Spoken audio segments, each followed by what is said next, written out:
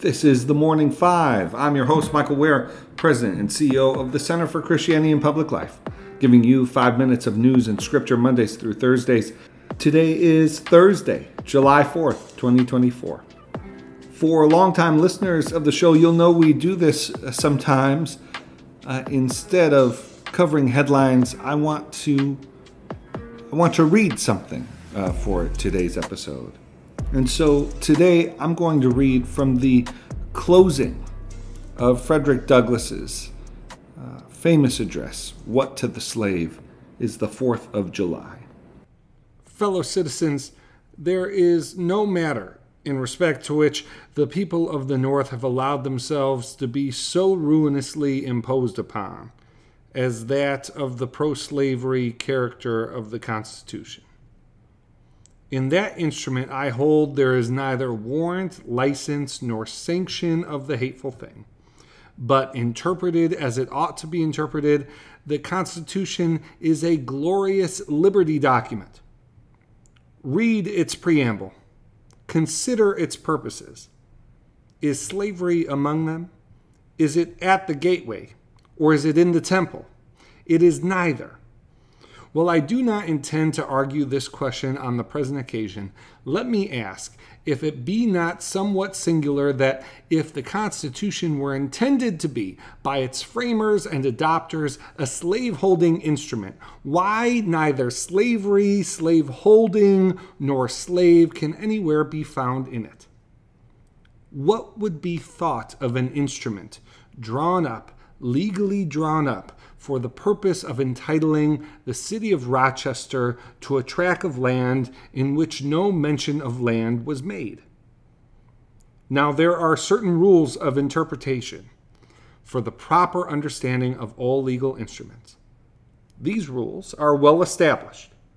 They are plain, common sense rules, such as you and I and all of us can understand and apply without having passed years in the study of law. I scout the idea that the question of the constitutionality or unconstitutionality of slavery is not a question for the people. I hold that every American citizen has a fight to form an opinion of the Constitution and to propagate that opinion and to use all honorable means to make his opinion the prevailing one. Without this fight, the liberty of an American citizen would be as insecure as that of a Frenchman. Ex-Vice President Dallas tells us that the Constitution is an object to which no American mind can be too attentive and no American heart too devoted. He further says the Constitution, in its words, is plain and intelligible and is meant for the homebred, unsophisticated understandings of our fellow citizens. Senator Berrien tells us that the Constitution is the fundamental law, that which controls all others. The Charter of our Liberties, which every citizen has a personal interest in understanding thoroughly. The testimony of Senator Breese, Lewis Cass, and many others that might be named who are everywhere esteemed as sound lawyers so regard the Constitution.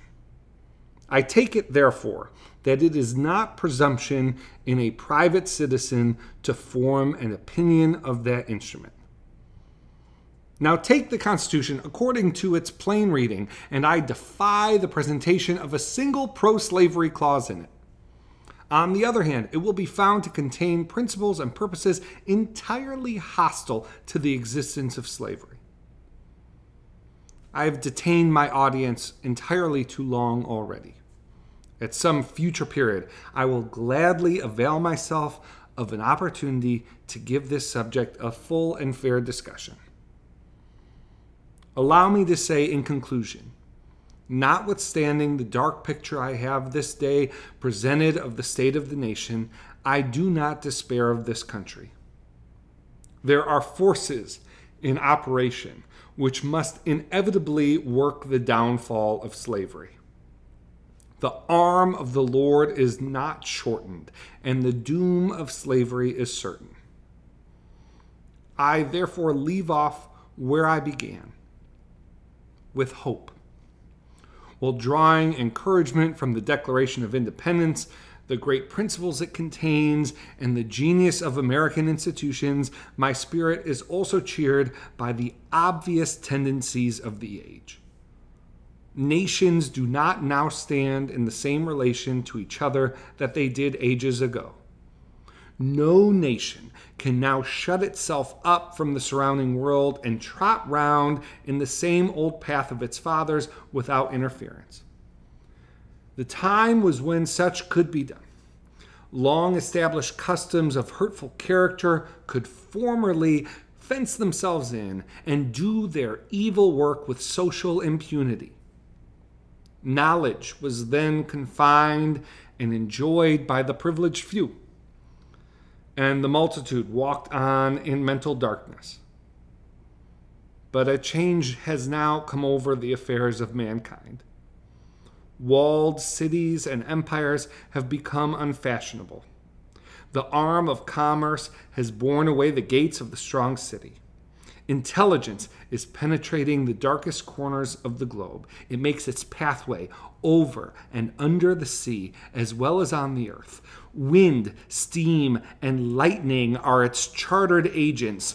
Oceans no longer divide, but link nations together. From Boston to London is now a holiday excursion. Space is comparatively annihilated. Thoughts expressed on one side of the Atlantic are distinctly heard on the other. The far-off and almost fabulous Pacific rolls in grandeur at our feet. The celestial empire, the mystery of ages, is being solved.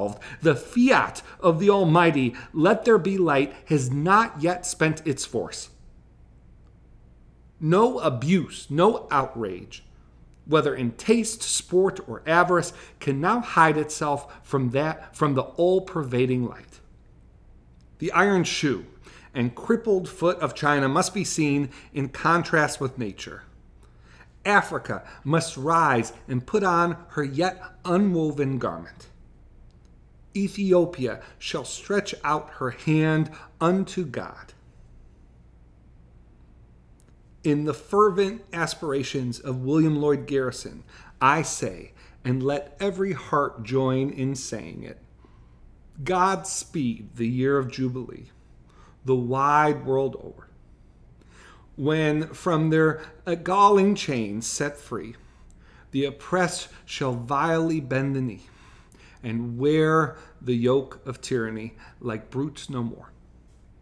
That year will come, and freedom's reign to man his plundered fights again restore. God speed the day when human blood shall cease to flow. In every clime be understood the claims of human brotherhood, and each return for evil good, not blow for blow. That day will come, all feuds to end, and change into a faithful friend, each foe. God speed the hour, the glorious hour, when none on earth shall exercise a lordly power, nor in a tyrant's presence cower, but all to manhood's stature tower by equal birth. That hour will come, to each, to all, and from his prison house the thrall go forth. Until that year, day, hour arrive, with head and heart and hand I'll strive to break the rod and rend the jive, the spoiler of his prey deprive, so witness heaven, and never from my chosen post, whatever the peril or the cost, be driven.